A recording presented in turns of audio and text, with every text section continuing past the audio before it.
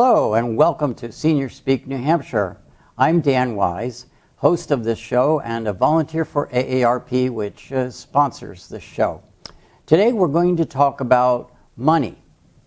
Money you can save as a taxpayer, and even more importantly, money and time and trouble you can save others as a volunteer.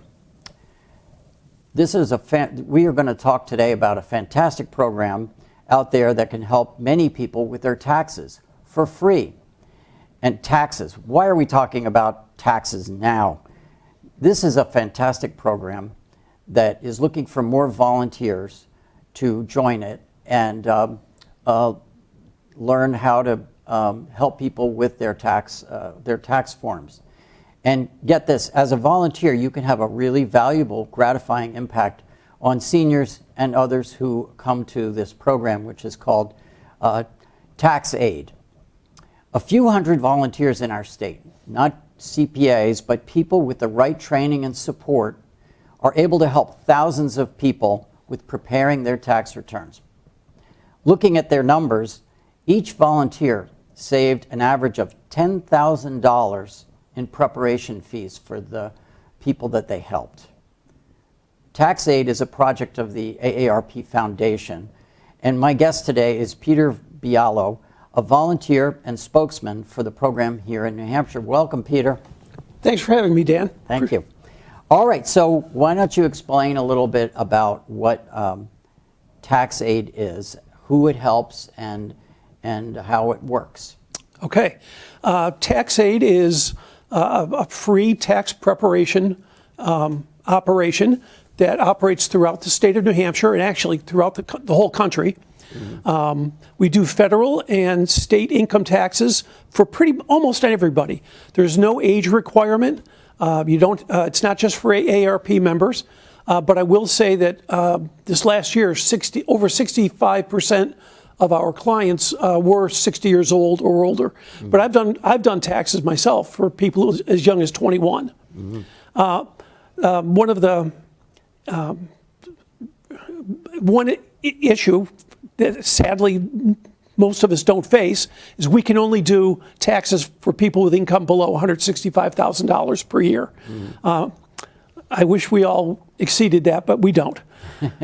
That's still a pretty broad. That covers a good chunk of people who are maybe in need or not in need, but also just right. Life's complicated. Yep. And, in 5 years, I've had to turn away exactly one client because they exceeded that limit. Mm-hmm. Most sites of ours throughout the state will do taxes while you wait. Takes an hour or so.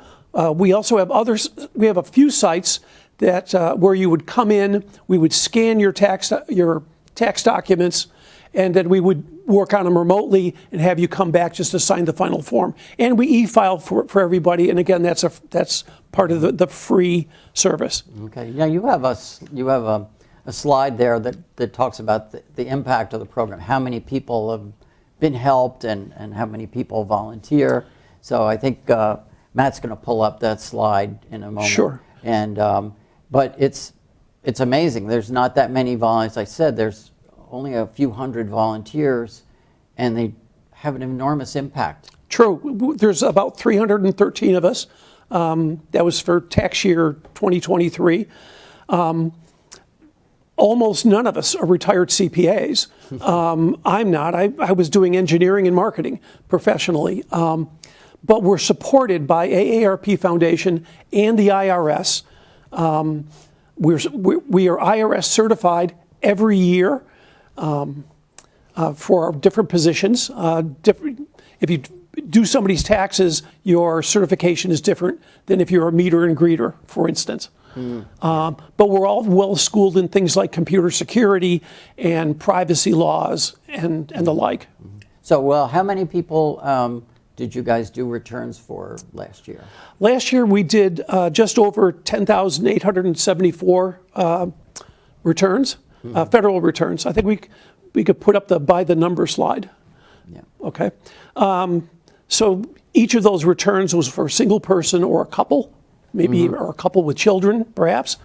We also do state returns. depending on the location in New Hampshire, some places do Mass non-resident, some do Maine non-resident or resident, and some do Vermont as well.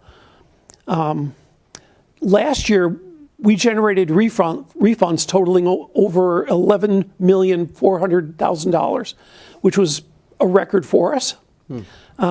And we saved the clients an estimated $3.2 million in preparation fees.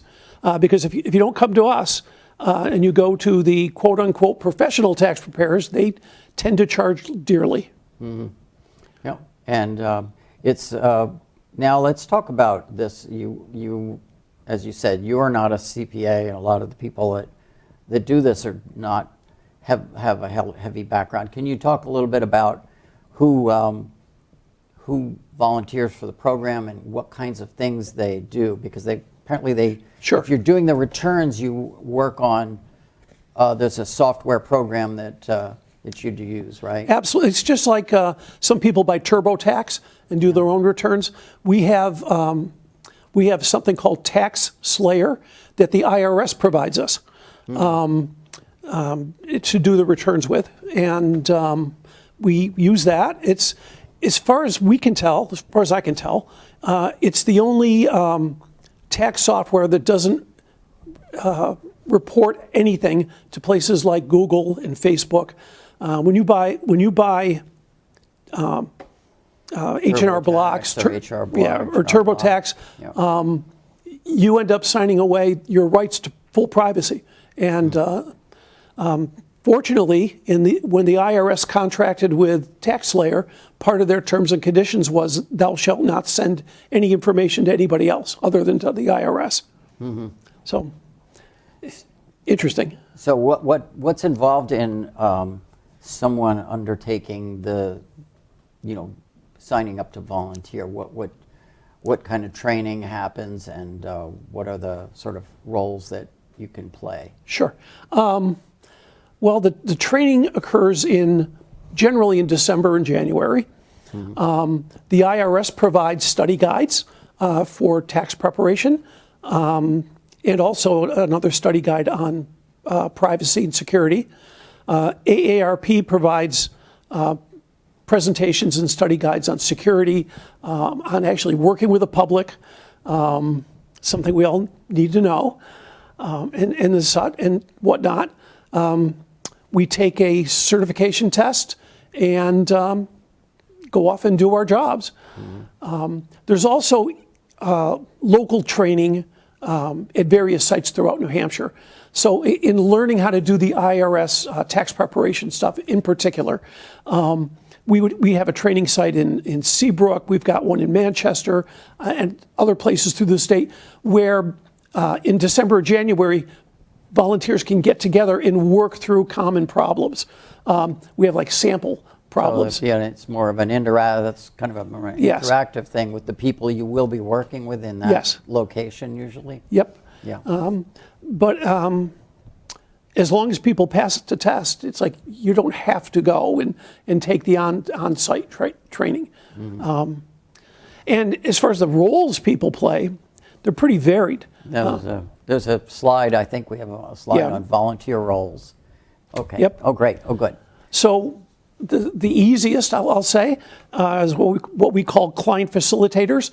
But truly, it's meeters and greeters and someone to just look at paperwork organization, make sure they have everything they need, make sure they have their driver's license and it's been seen, make sure that we have their social security number, either from their social security card or from their social security statements, if they get social security, just to make sure we have all the ducks lined up and in a row, and then that person's packet is handed off to a tax preparer. It's probably being able to properly identify yourself is kind of key. Otherwise, somebody could do something. Oh, identity theft is something we're very concerned with. Yeah. In fact, just 2 years ago, I did taxes for a 21-year-old lady who turns out she didn't have to do taxes. She didn't earn enough. She was right out of college and hadn't earned very much. But I had her actually do her taxes, and we emailed it in. She didn't owe them anything. they didn't know her or anything, but it basically registered her name and address and social security number with the IRS. So if somebody was able to somehow get her social security number through nefarious means, they couldn't have a return in her name or a refund in her name mailed elsewhere. So yeah, it's useful. Do they sometimes have found? You said maybe 65% of the folks are over 50 or over 60, over 60, but do you see families come in or people come in with their young kids, or usually not with young kids, but with school, kids who are maybe entering the workforce?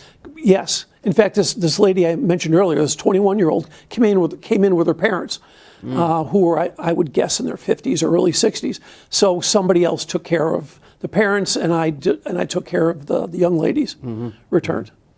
All right. And now, what's the time commitment that this ends up being for somebody to get involved? So the training is December, January timeframe, and then obviously, I guess, February 1st to April 15th. The filing fever time, is there a particular time that people don't really start filing until they get their... Correct. I always get confused. It's their... Social Security comes first, usually. Social Security, yeah. So they get that. So it's February to pretty much April, the middle of April. Absolutely. And the time commitment for a volunteer, it's very site dependent. The site that I'm site coordinator of in Plastow operates Monday and Thursday from 9 o'clock in the morning until about 1 in the afternoon. But I have a couple people who can only make Monday, or they can only make Thursday. So it's open that way. And then we have these other sites where someone comes in, or taxpayer comes in, and we just scan their documents into TaxSlayer. So we'll have 1 or 2 people just scanning documents, and they walk away. And the tax preparers do the preparation work on their own time at home. Oh, okay. Okay. It's a mixed bag. Yeah, but the tax preparers are working on.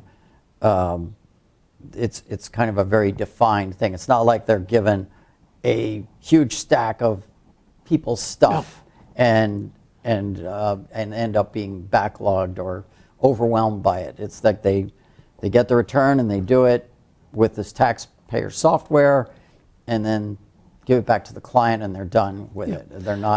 It's not an ongoing thing. No. I think that's important to mention when you talk about volunteer commitments. At least at my Plastow site, we try to do a one and done operation. We're at our public library, so someone will come in, meet with a client facilitator. We get who takes all of their documents, and we basically let them loose into the library. Tell them wait. You mean to wait? Go read a book. Go read a newspaper. There's coffee in the front lobby, and we do the tax work in the back room. And typically we're done in half an hour to an hour. That's kind of a variable as the year goes on. I will say that initially in February, our very first clients are those who just have Social Security. They walk in with that one form, and that goes very quickly. And then as the year progresses, we start getting people with 1099-Rs, which is retirement income, and W-2s. And at the very tail, and those, again, very straightforward, very, very easy to deal with, to work with. But then at the end, we get people who have, 4, 5, 6 brokerage accounts, and a whole ream of paperwork. So they end up taking a little bit longer. And I think there must be sort of an emotional element to this, in the sense that you're working with people who might be very anxious about the process or anxious about their taxes. And does that ever come up? And you're also dealing with their personal sensitive information. Definitely. The sensitive information, not so much. I mean, I think when they come to us, they know they have to show us their documents. I think people are reassured when we tell them that I can't copy their information. I can't even copy the results from TaxSlayer onto a USB stick or email it to myself. The Chromebooks we're used that are provided by the AARP Foundation are very locked down. I can't go home and print out people's forms. It just doesn't work. And I suspect, although I haven't tried it, that if I actually attempted to do so, I think alarms would go off someplace. Yes. That would be bad. And as far as the emotionalism, it really hits home when you're working with a 75 or an 80-year-old widow or widower, and they own a house somehow, and you look at it, that all they have is $12,000 of Social Security and a couple $1,000s of pension. It's like, you have to do right by these people. They're barely getting by. Wow. And some people are very emotional. There's one lady whose return I've done now 4 years running. She comes in, and pretty much every year the government owes her about $50, and she is so happy with that. But the 1 year she owed $20, she was near in tears. And I actually gave her a return to somebody else and said, I think she owes $20. Let's do this again, just to be sure. Yeah. Although every return we do is double checked, by policy, we have two sets of eyes that look at each return, and the fact that two different people looked at a particular return is stored in TaxSlayer software, so we can always go back and say, Pete and Paul, you guys both did this return, and we can nod our heads, yes, we did. I see.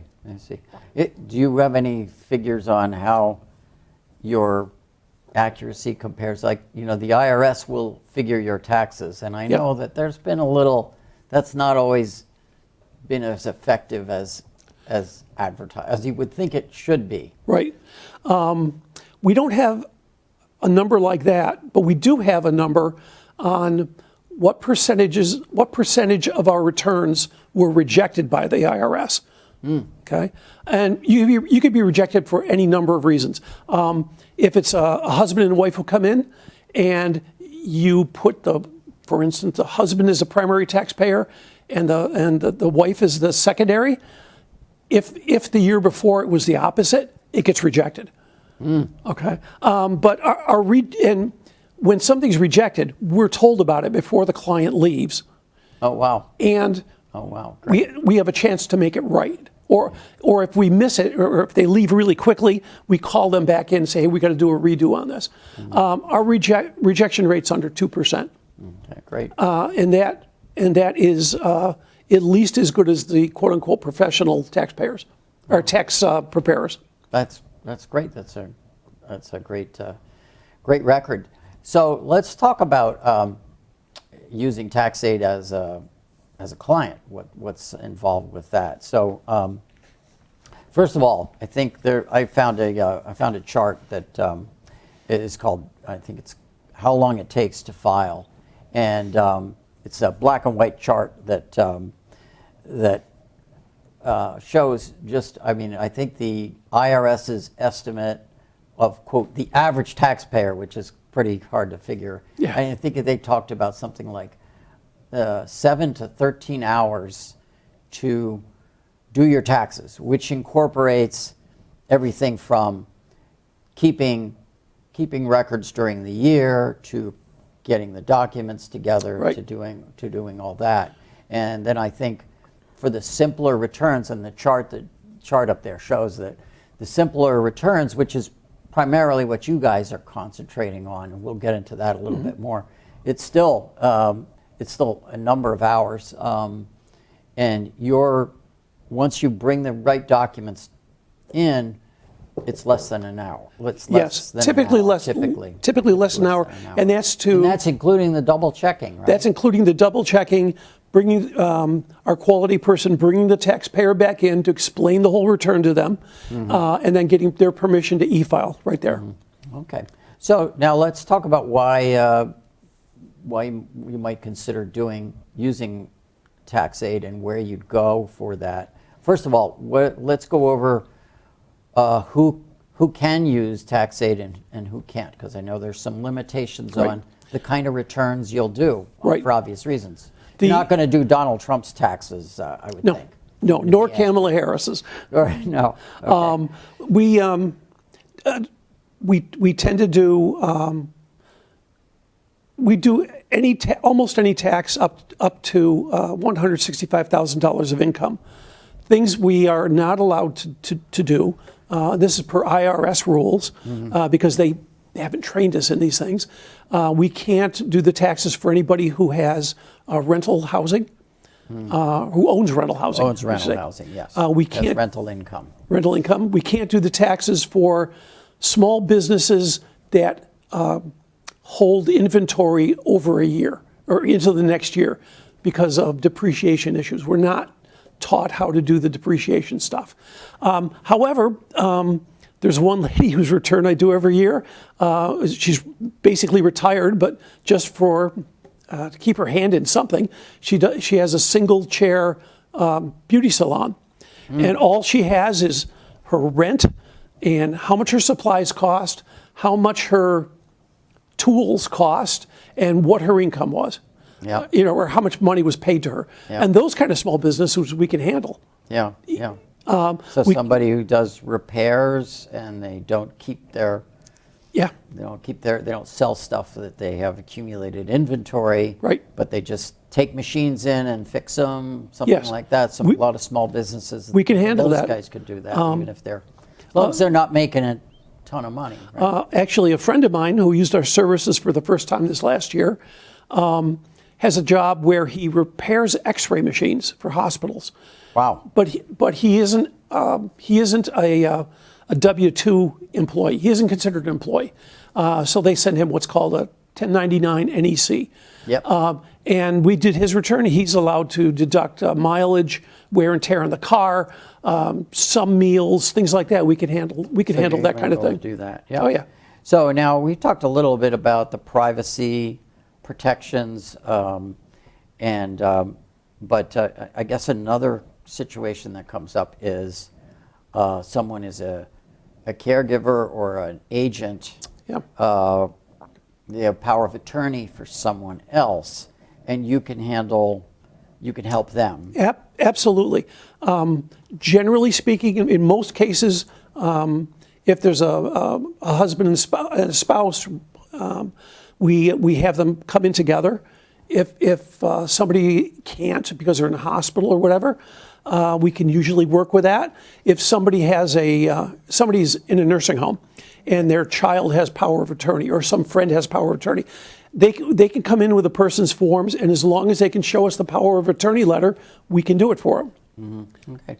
So and then I think the main thing is there's a very clear list of expectations that you have of what people need to bring. Yes. And it's a little more extensive than someone might think. It is, but I'm not criticizing no. it, but it's I think there's a slide on that. On what we as you clients need to bring, yeah. the clients need to bring. Yep. I think a lot of it makes. Oh, there it is. Great. Yeah. I think a lot of it makes sense when we go down the list. It's a photo ID for all taxpayers. So if it's a couple, we want to see both of theirs. Mm-hmm. If they have dependents, we don't need to see the dependents, but we do need Social Security cards from all taxpayers and dependents. If you're a taxpayer and you can't find your Social Security card, but you have your Social Security statement that you get annually, it says how much income you receive from Social Security, bring that. You're going to have to bring it in anyhow to show us. Mm-hmm. That has their Social Security number on it. If you're employed, bring in your W-2 forms. If you have retirement payments, bring in your 1099-Rs.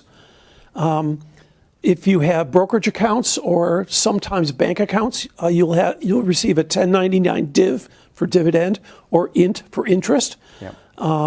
Bring those in. If you have brokerage accounts with stocks and mutual funds and the like, you'll get a 1099-B. Bring it in. And any other income forms. I mentioned a friend of mine who gets a 1099 NEC, is being an independent contractor, bring it in. There's a 1099 MISC, right? They have like a 50 variations of those. Okay, yeah, I've gotten those. If you think you can itemize your deductions, and last year the limit was about $15,000 for a single person, almost $30,000 for a married couple. Bring in your receipts. We'll work through it and see if you can itemize or not. So do you still have the situation where people come in with a box of receipts? Yes, we do. It's relatively rare, but we can cope with that. It's easy when people have just the year-end forms. When like your bank sends you a 1099 int. But when they bring in the 1099 int buried under a stack of 12 monthly statements from their bank, we pretty quickly go through, set aside the monthly statements and just look at the year end, because that's the only one that really counts. And if the IRS has sent you a letter during the year, like if you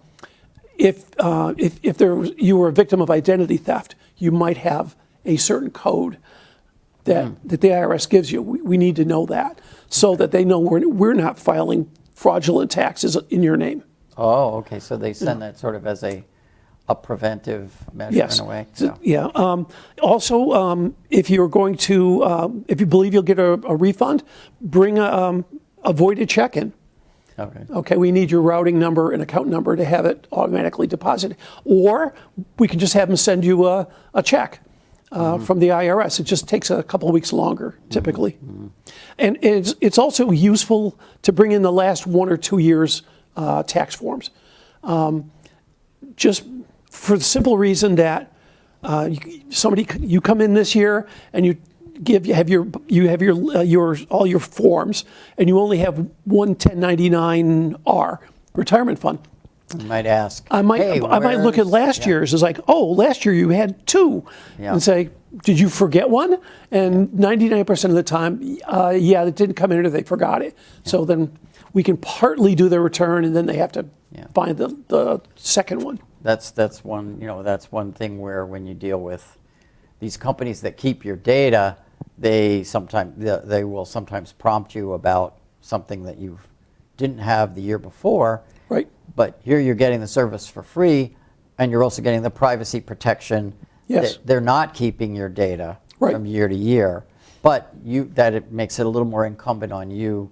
Do you get you must get hard copy of your taxes when you're done? Oh yes, people walk away with a hard copy of their taxes and all the tax forms they brought in. Right. And then you do the e-filing for them also? We do the e-filing. And that is not an extra, that's not a charge either? No, we can't charge anyone for anything. We can't take tips. If you come in with a bag of cookies to say thank you, I have to turn them away. Not even cookies. Not even cookies. What I generally do at my site is I say, if you want to give somebody some cookies, the librarians out in front would probably appreciate it. But I can't accept that. Are there any complicated situations that you guys handle that we'd be surprised that you do that? Energy tax credits is something we do that's a little bit more complicated. Is that like when you if you have solar energy, or or if you put in mini splits or new double pane or triple pane windows? We can, as long as you have the receipts on those things, we can enter all that information in and see if you qualify for a tax credit on those. Okay, all right.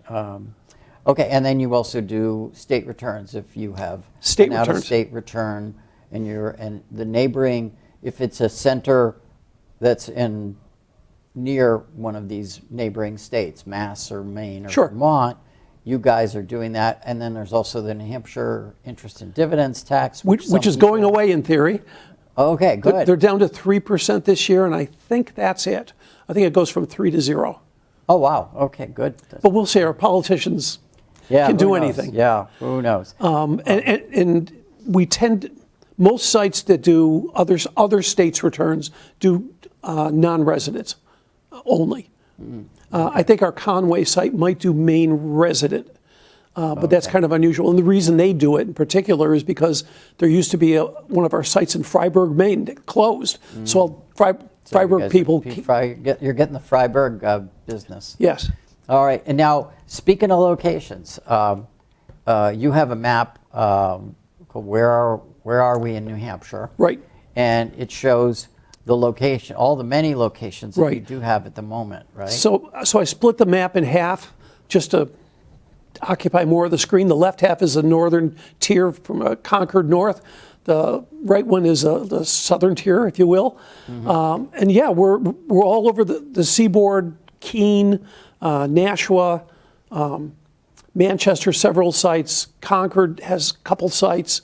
We can use volunteers everywhere because there's always a flow of people. You know, someone kind of decides they're getting a little too old to do this, and they flow out, so we need a replacement. We're really would like to open more sites in the North Country and in the Lakes region of New Hampshire. The Lakes region.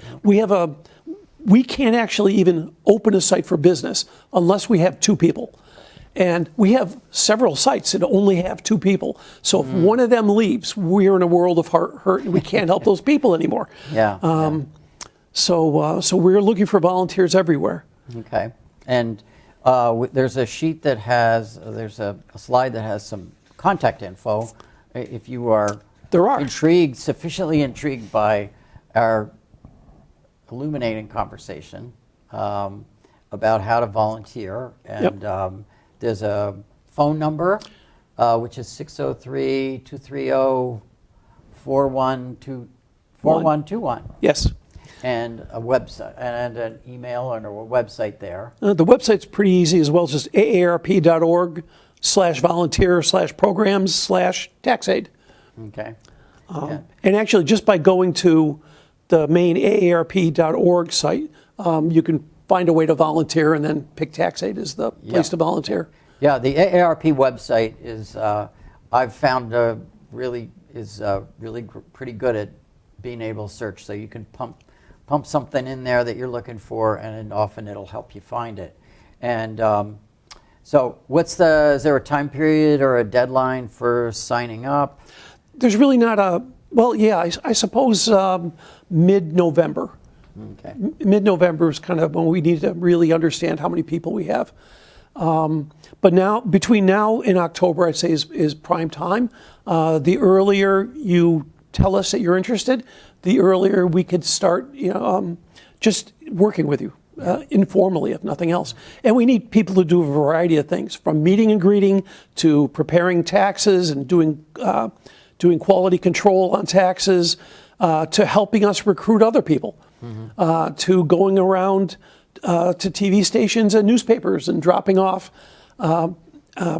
ads and PR stuff and flyers. Like so really, if you're looking for a way to have a real impact as a volunteer, this is a great program. Maybe you have a spouse that's lying around the house and you want to get them out of the house and get them doing something. This is a way. A really valid, and it's a very short-term.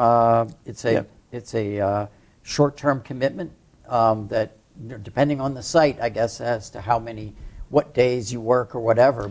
And we're flexible on that. Again, if a site has a couple days that they're open, like Plastow, I'm very, very happy having somebody come in just one day a week. Yep. There's no equipment or anything required. We provide, I should say, the AARP Foundation provides Chromebooks, which are basically basic laptop computers. Yep.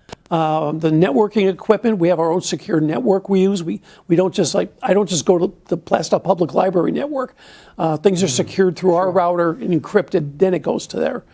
And we have all that, our printers and scanners and the whatnot. Yeah, so you have everything all lined up for it. And the other thing we forgot to mention is that there is a lot of resources that you have for if some special situation comes up. There's some resources that are approved by IRS that you use for if people have questions that are when they're in the process of doing the return. Oh, sure. The IRS gives us a couple 100-page handbook every year with all of their up-to-date rules and how to handle various situations. We can also we also have a number we can call if we have any specific question on something that's extremely difficult. And also we have translators that we can whistle up on the phone. Oh, that's a great point. We don't all because speak English. New Americans could be Absolutely. taking advantage of this. In fact, some of the sites, such as I would say, more towards Manchester, Nashua, Concord, we would welcome to have on-site translators. Yeah, that might put people a little more at ease. That's True. Great. Well, Peter, is there anything else that we didn't cover? You think we? I think we touched on everything. This is a great service. It makes you feel good when you go home at night that you've done some good for folks. Yeah. And it's good for the community. People love it. Yeah, I really appreciate you coming in. It was a great discussion.